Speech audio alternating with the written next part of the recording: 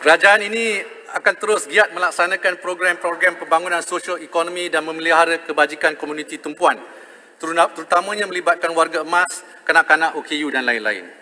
Menjelang tahun 2030, Malaysia bakal dikategorikan sebagai negara menua.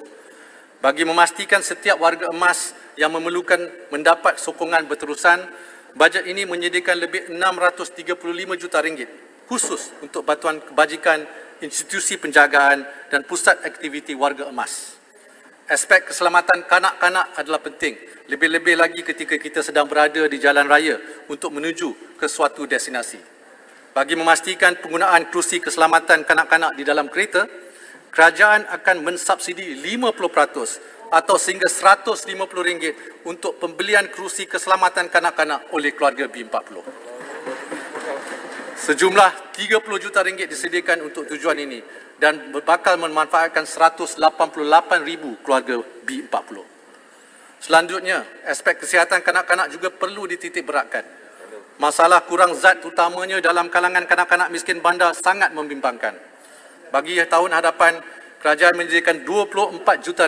Pertama, meluaskan program community feeding kepada kanak-kanak daripada keluarga miskin bandar di Selangor, Johor, Pulau Pinang, Kuala Lumpur dan Putrajaya dengan sasaran untuk menyediakan makanan tambahan 5 kali seminggu kepada 100 kanak-kanak berusia 1 hingga 6 tahun. Kedua, meluaskan skop penerima bantuan program pemulihan kanak-kanak kekurangan zat makanan bagi manfaat lebih 1,100 kanak-kanak.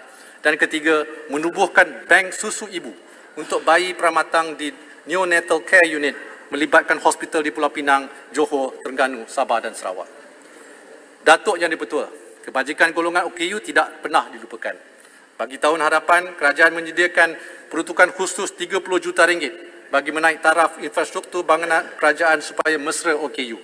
Peruntukan ini antaranya untuk menyediakan lebih banyak laluan khas bagi kegunaan golongan cacat penglihatan.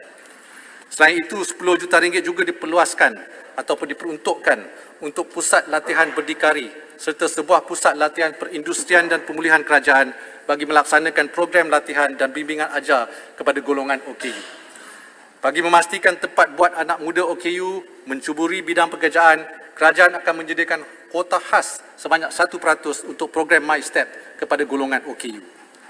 Mungkin tidak ramai yang mengenali gerangan Puan Tan Lee Bee, Hairul Nisa Kho Abdullah, Wan Zuraida Abu dan Goh Suleng. Mereka lah sebenarnya yang berjasa sebagai jurubahasa isyarat yang sering kita lihat di sudut kaca televisyen.